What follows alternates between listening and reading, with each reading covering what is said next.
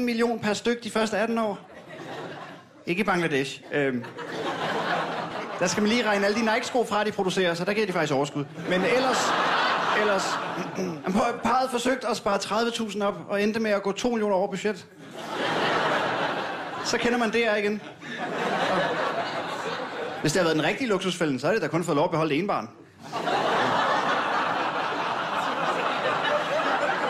Vi vil nu gå ud af stuen, mens I beslutter, om det er William eller Sofie, der skal druknes. I Spøgelsesjægerne er der kun 1 afsnit tilbage. Så nyd det. Nyd det. Men det er godt. Det er så godt love. Erwin Maria tager helt klart stikket i dag. Men det bliver nu, vi piker i aften. Det skal I vide. Er I klar?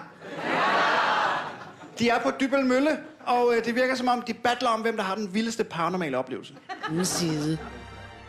Og pludselig får også Beatrice en mærkelig fornemmelse. Lige så snart jeg faktisk trådte ind her, så begyndte jeg faktisk at få ondt for hoftestykket heraf, og så faktisk ned. Men det er ikke noget i forhold til, hvad clairvoyanten Erwin kan mærke. Jeg har fået en kugle i hovedet. Det er sådan mærkeligt. Hvor hænger han på en kugle i hovedet til dig? Efter her, og så kommer jeg ud af baghovedet. Det er jo selvfølgelig noget, man ikke kan dokumentere. Det er jo noget clairvoyant, som han får ind. Det er jo kraftigt med stor fed idiot, der har lyst til at slå mig ihjel. Og kraftigt med... Vi er nogen, der prøver at være seriøse omkring det her. Paranormal.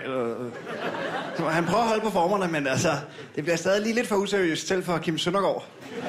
Som så brændende ønsker sig at opleve noget paranormalt. Skal vi lige se noget mere med Maria Erwin? Og pludselig finder Erwin noget fremmed i sin mund. Det kom et stykke knogle fra et område, hvor der blev trukket en tand. Lige pludselig dukkede den bare op. Den ligner altså ikke rigtig nogen stump fra en tand, med de spidser der rundt omkring. Det var faktisk en lille stump knogle, som jeg fik spyttet ud af munden. Det kommer herfra. Det er meget en tand, der trukket en tand ud for et stykke tid siden. Og så var lige pludselig, der kom en stump graven op.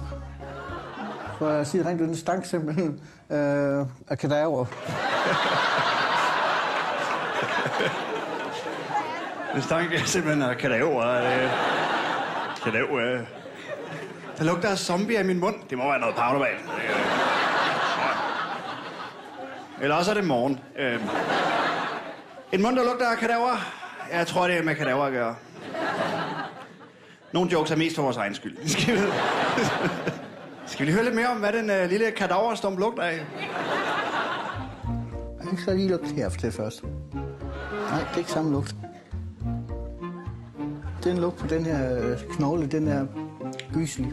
Gammel ost og rigtig gammel Ole, som kryber af sig selv. En lille ostelignende ting, der lugter af ost. Kan det være ost? Kan det? Er det helt skævt? Fedt, han lige dufter til tænderne som kontrol. Nej, det er ikke samme lugt. Det lugter afskyeligt. Men det er ikke kadaver. Ost, der kryber af sig selv. Det lyder paranormalt. Det er en genganger lærdommer. Den spøgende ko.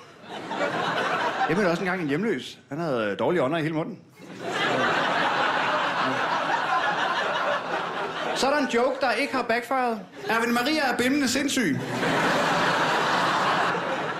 Selv hvis du koster 14 tester det der, og det viser sig, at det er en knogle fra 2. verdenskrig, så beviser det jo kun, at Erwin Maria er ude og gnave i et gravsted. Altså, det er jo...